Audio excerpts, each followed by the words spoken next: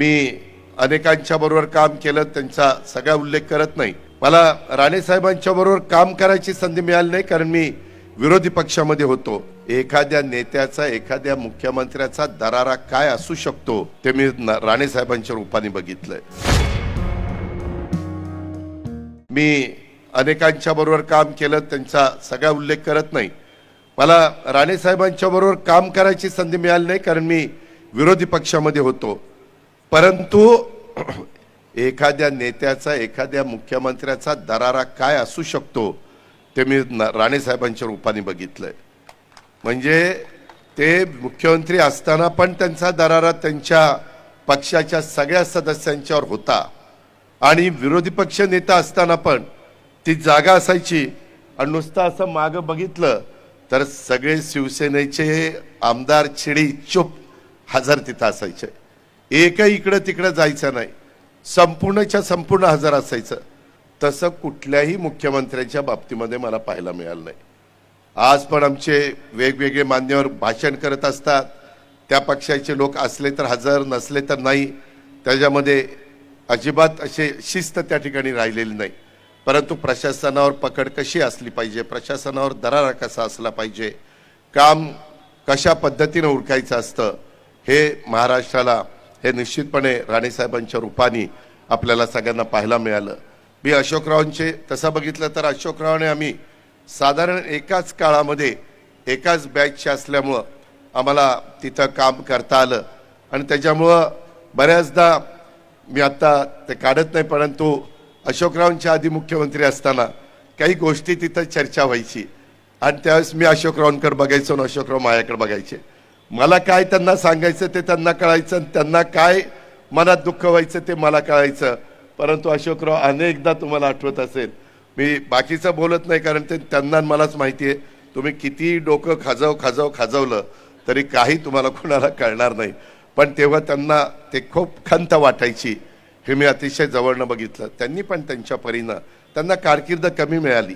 कधी कधी काही राजकीय नेत्यांच्यावर अशा प्रकारचे काही आरोप होतात, त्या आरोपात तथ्य नसतं, ते फार नंतर उघड पडतं किंवा नंतर त्याचा तपास लागतो। परंतु त्यांना त्याची किंमत ही मोजावी लागते, आणि त्याच्यावर त्यांनाही कमी कारकीर्द तशी साधारण 2 वर्षाचीच अंदाजे मिळाली, 2-2.5 वर्षाची कारकीर्द मिळाली। पण त्यांनी पण मराठवाड्याला न्याय देण्याचा प्रयत्न केला, महाराष्ट्राला न्याय देण्याचा प्रयत्न केला, आणि आपल्या सगळ्या राज्याच्या जनतेला पुढे नेण्याचा प्रयत्न केला। ही पण आठवण आज आवर्जून मी ह्या निमित्तानं व्यक्त करतो। आज एकनाथरावजी आले नाही, त्याच्यामुळे त्यांचा मागाशी 4 वाजता मला फोन आला की मी दर्याला आहे, तिथं आपल्या राज्य सरकारच्या वतीनं पर्यटन विभागाच्या तर्फे पर्यटन महोत्सव महाबळेश्वरला साधारण 3-4 दिवसाचा आपण घेतलेला आहे। उद्या त्याचा समारोप आहे, स्वतः मुख्यमंत्री त्या समारोपाला जाणार आहे। पण तिथं काही नाना पाटेकरांचे कार्यक्रम आणि श्री यांचे कार्यक्रम, अशा पद्धतीचे काही महत्त्वाचे कार्यक्रम असल्यामुळं ते मला म्हणले की मला यायचा खूप मी प्रयत्न करीन, पण ते येऊ शकले नाही, आणि इतर पण मान्यवर आले नाही, त्यालाही काही कारणं आहेत। पण मी पुन्हा सांगेन की आपल्याला शेवटी राजकारणाच्या ठिकाणी आपण करू। आपण ज्यावेळेस चव्हाण साहेबांचं नाव घेतो त्यावेळेस या राज्याला सुसंस्कृतपणा काय असतो आणि सुसंस्कृत राजकारण कसं करायचं असतं, हे जी शिकवण स्वर्गीय यशवंतराव चव्हाण साहेबांनी, बेरीजेचं राजकारण स्वर्गीय यशवंतराव चव्हाण साहेबांनी आपल्याला शिकवलं आहे। ठीक आहे, राजकीय वेगवेगळे मतभेद असू शकतात, परंतु ते मतभेद कुठपर्यंत आणायचे, शेवटी एक जातीय सलोखा राहिला पाहिजे, महाराष्ट्र पुढे गेला पाहिजे, देशातलं नंबर 1चं राज्य सतत राहिलं पाहिजे। पर कॅपिटा उत्पन्न माझ्या महाराष्ट्रातल्या जनतेचं मग तो गरीब असला तरी देशाच्या तुलनेमध्ये पहिल्या क्रमांकाचं असलं पाहिजे। या दृष्टिकोनातनं अनेक महत्त्वाचे निर्णय पंतप्रधान नरेंद्र मोदी साहेबांच्या नेतृत्वाखाली एनडीएचं सरकार दिल्लीमध्ये घेत आहे। आम्ही लोक त्यांच्या मार्गदर्शनाखाली महाराष्ट्रात पण चांगल्यातले चांगले निर्णय घेण्याचा प्रयत्न आम्ही करतोय।